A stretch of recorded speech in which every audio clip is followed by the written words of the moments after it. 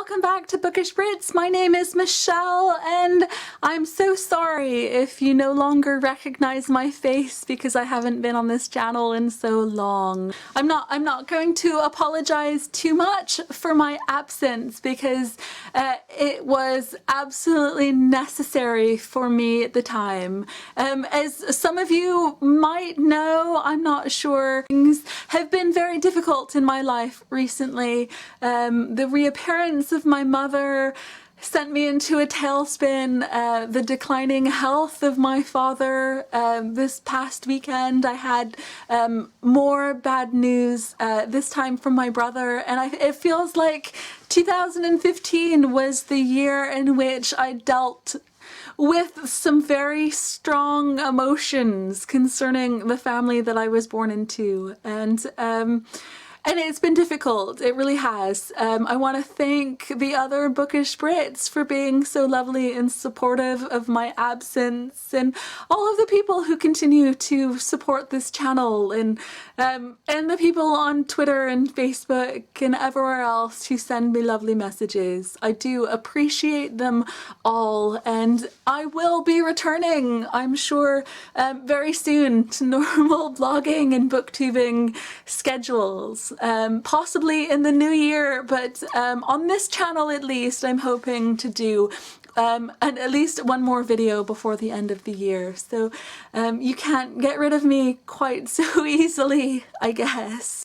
I think one of the things that has been so difficult, and forgive this kind of personal video this week, but one of the things that has been so difficult about these last 2 months in particular is that normally in times of crisis, in times of emotional upheaval, I've always been able to return to books and find comfort in them.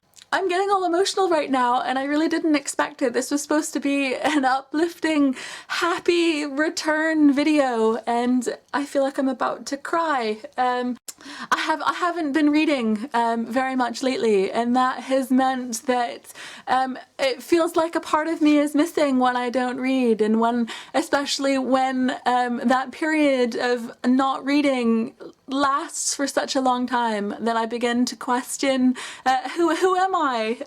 Who am I when I'm not reading, and who am I when I'm not blogging or booktubing? Because all three of those things are such a huge part of my life that but when they're not there, it feels like I need to create a new identity around myself. It did take quite some time for me to stop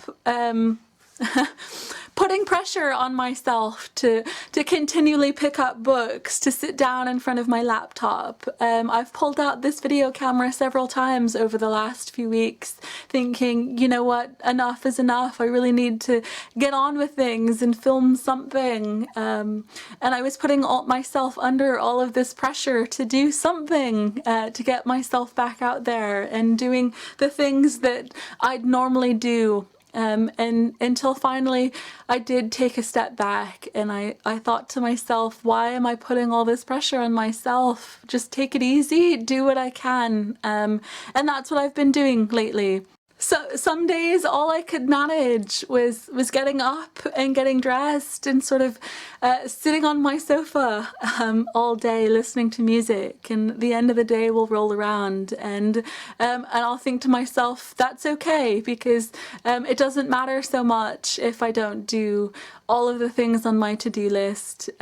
Nothing is that important that it can't wait until tomorrow or the next day or the next day, whenever I feel better. And I was thinking about it and I was thinking, these are the reasons that that I support books and authors and stories in which somebody is telling the story of mental illness, especially in young adult fiction. I think it's so important to see a wide variety of different mental illnesses, because they're so common these days. You hear all these statistics about how 1 in 4 young people, 1 in 4 people in the UK suffer at some point with a mental illness, and all the different types as well. I feel like more will always be needed, more will always be necessary to help to help people struggling. And even though books were not something that I turned to this time, books have definitely helped in the past. And I love when books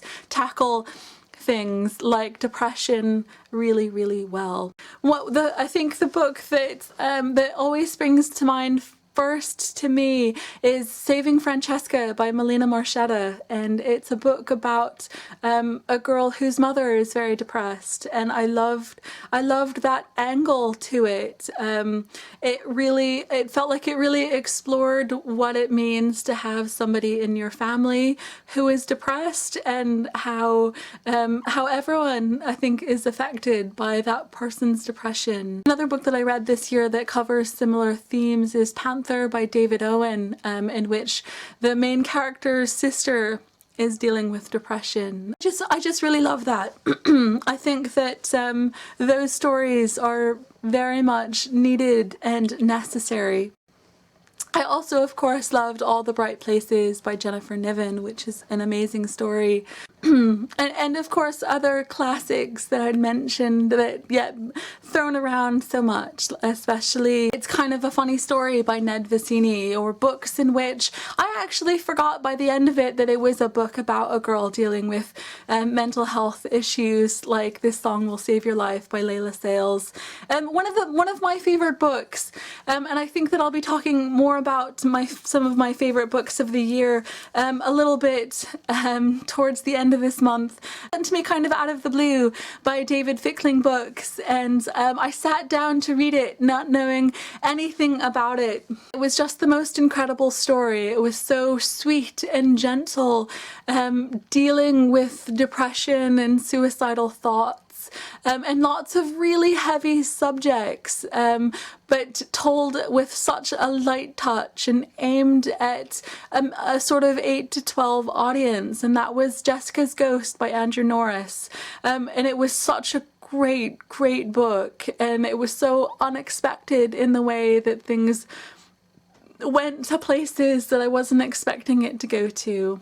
Yeah, I'm sorry that this video was kind of all over the place. My original intention was to sit down and have a brief discussion about some books that deal with depression and middle grade and YA fiction, and it kind of got derailed by all of my over emotions. So thank you again so much for all of the support lately.